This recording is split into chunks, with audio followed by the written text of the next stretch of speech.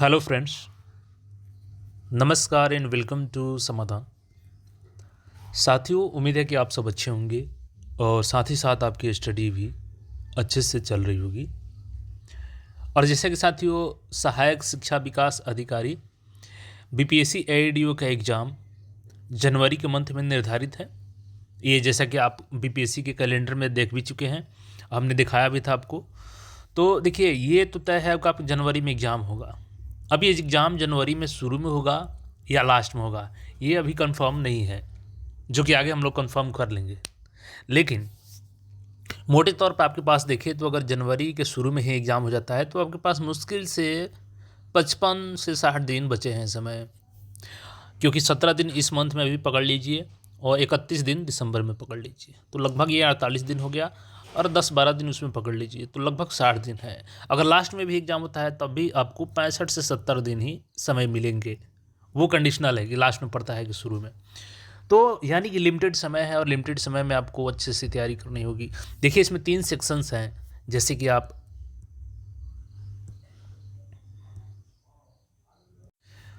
और ये 3 सेक्शंस है आपके, जैसे कि सामान्य भाषा हो गया जो कि क्वालिफाइंग इन नेचर है, 30% मार्क्स लाना है इसमें, और एक है आपका सामान्य अध्ययन। तो इसको हम लोग अभी आज दोनों को छोड़ते हैं और बात करते हैं सामान्य योग्यता यानी जनरल एप्टीट्यूड पे, क्योंकि ये आपका 100 में 100 स्कोरिंग सब्जेक्ट है। आप अगर इसमें चाहें तो मैक्सिमम स्कोर ला सकते हैं अगर आपका कंसेप्ट क्लियर है तो। 100 क्वेश्चन इसमें पूछे जाएंगे, 2 घंटे का समय रहेगा। देखिए, जनरल एप्टीट्यूड में आपका मैथ्स एंड रीजनिंग दोनों मिलाकर के पूछा जाएगा। अब दोनों के क्वेश्चन कितनी संख्या होगी ये आपको अभी क्लियरिटी नहीं है, लेकिन मान के चलिए फिलहाल की 50-50 हो सकती है, या मे बी आपके रीजनिंग के प्रश्न ज़्यादा हो जाएंगे। हो सकता है कि 60 या 40 के रेशियो में प्रश्न पूछे या 50-50 में पूछे। तो तैयारी तो आपको पूरी करनी होगी इसकी। और वैसे भी इसमें 1/3 निगेटिव भी है, तो निगेटिव भी ज़्यादा है और तैयारी आपकी महत्वपूर्ण होगी, तभी 935 में आप जगह बना पाएंगे।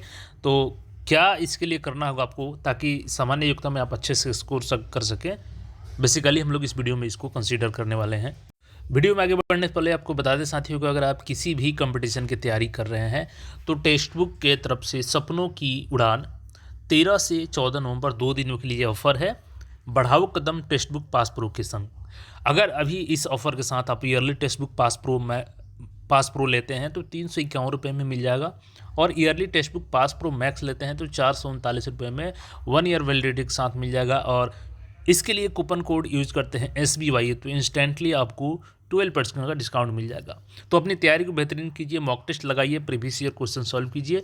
लिंक डिस्क्रिप्शन में है, जाइए परचेज कीजिए और कूपन कोड जरूर लगाइएगा SBY। देखिए, जो सबसे पहले बीपीएससी ने सिलेबस में अपना मेंशन किया है क्या क्या सब्जेक्ट से क्या टॉपिक रहेगा, वो देखते हैं।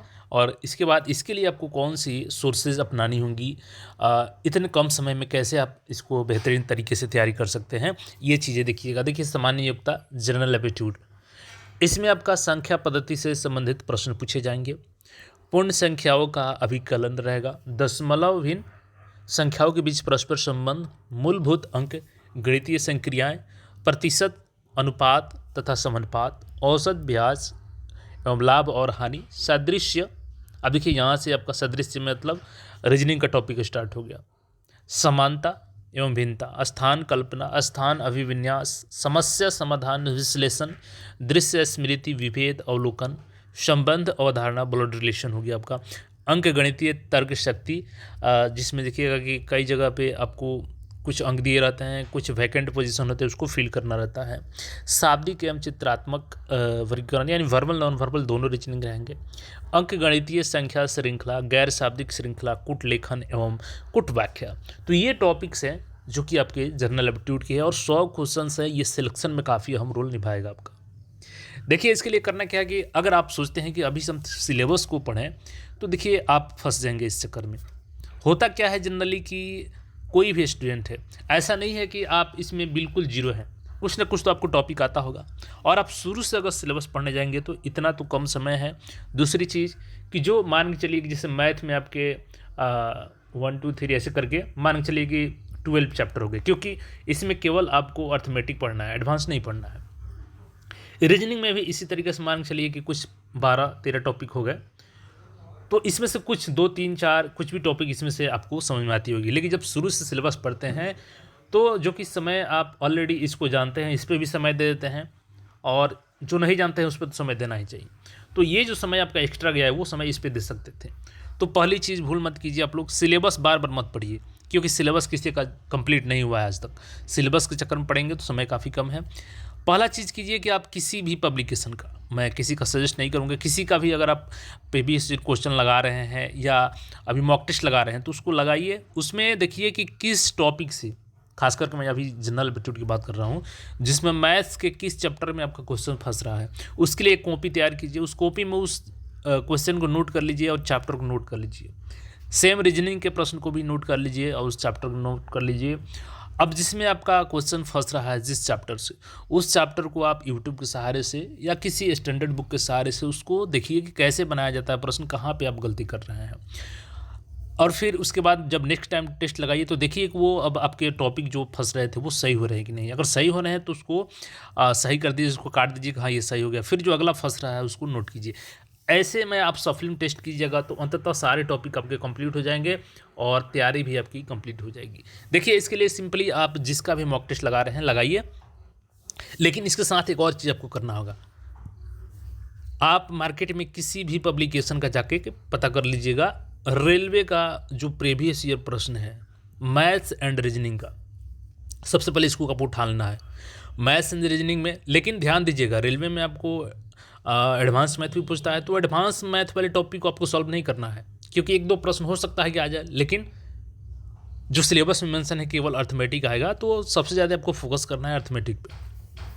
तो जितने भी प्रश्न रेलवे कब तक पूछे गए हैं किसी भी पब्लिकेशन का प्रीवियस ईयर प्रश्न क्वेश्चन बुक उठा करके लाइए और उसको सॉल्व कीजिए, डेली सॉल्व कीजिए। टारगेट रखिए कि कम से कम 100-200 क्वेश्चन आपको मैथ के डेली लगाने हैं। इसके अलावा रीजनिंग का भी सेम 100-200 जितना भी आपके टारगेट हैं उसको एक टाइमिंग सेट कर लीजिए कि हमको डेली 200 या 150 या 100 क्वेश्चन सॉल्व करना है, तो करना है चाहे जो हो जाए। तो इससे क्या होगी कि देखिए बहुत सारे क्वेश्चन, इसमें कोई ज़्यादा टफ क्वेश्चन नहीं पूछाता है, लेकिन होता क्या है कि आपके परीक्षा में लिमिटेड समय होता है और लिमिटेड समय में जितना आपका प्रैक्टिस रहेगा वही उस समय काम आएगा आपका। तो रेलवे का आप ज़रूर सॉल्व कर लीजिए प्रीवियस क्वेश्चन, क्योंकि कम समय है। अगर उसके अलावा भी आपके पास समय बच जाता है तो फिर आप एसएससी का previous year maths and reasoning उठा सकते हैं, लेकिन पहला काम आपको रेलवे वाला कर लेना है। इतना कर लेते हैं ना तो आप यकीन मानिए कि बहुत अच्छा स्कोर आपका सामान्य योग्यता में आ जाएगा। और ये ऐसा टॉपिक है कि आप इसमें मैक्सिमम स्कोर गेन कर सकते हैं अगर आपका सारा कंसेप्ट क्लियर हो जाए। तो इसके लिए सिंपली आपको मॉक टेस्ट लगाते रहिए, किसी का भी जो लगा रहे हैं, मैं किसी का सजेस्ट नहीं करूँगा। दूसरी चीज़, आप रेलवे का ज़रूर उठाइए, किसी भी पब्लिकेशन का मैथ्स एंड रीजनिंग उसको सॉल्व करते रहिए। तो बाकी आप लोग का इस पे क्या राय है कमेंट करके बताइएगा। और दूसरी चीज़, 2 अलग जो सब्जेक्ट हैं सामान्य भाषा और सामान्य अध्ययन के लिए, इसके लिए अगर आप चाहते हैं कि इस पे भी हम लोग डिटेल्स में बात करें तो इसके लिए भी हम लोग अलग से वीडियो लाएंगे। लेकिन इसमें आपको सबसे पहले वही करना है कि जब मॉक टेस्ट लगाइए तो प्रॉपर उस चैप्टर का नाम, उस सब्जेक्ट का नाम नोट कीजिए, जैसे मैथ या रीजनिंग का, कि किस चैप्टर में फंस रहा है। फिर नेक्स्ट टाइम जब उसको सॉल्व कीजिएगा तो उससे पहले इस टॉपिक को यूट्यूब या स्टैंडर्ड बुक की मदद से या किसी की हेल्प से उसको सीख लीजिए। फिर टेस्ट लगाइएगा तो कहीं ना कहीं आपको उसका बेनिफिट मिलेगा और लास्ट में आप एग्ज़ाम आते आते सारी चीज़ों को A to Z कंप्लीट करके तैयार रहेंगे अच्छे स्कोर के लिए। तो उम्मीद है कि आप सब अच्छे से तैयारी कर रहे होंगे। फिर भी कोई क्वेरी हो तो कमेंट करके पूछ सकते हैं। मिलते हैं फिर नए अपडेट में। धन्यवाद।